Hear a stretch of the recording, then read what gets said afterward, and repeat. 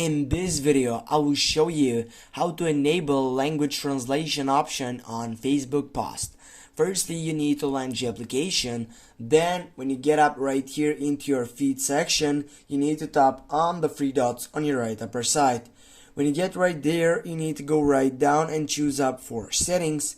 And right after you get there, you need to take over on the selection which is for preferences side and is on the 7th place language and region.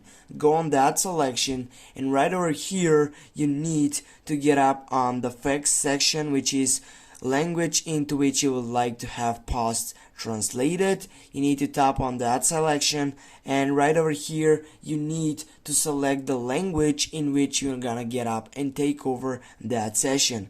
When you save it, you need, as you can see, when you firstly tap on that language, you need to go save, and then when you get back, you're gonna be automatically turn that section or enable language translation option on Facebook post.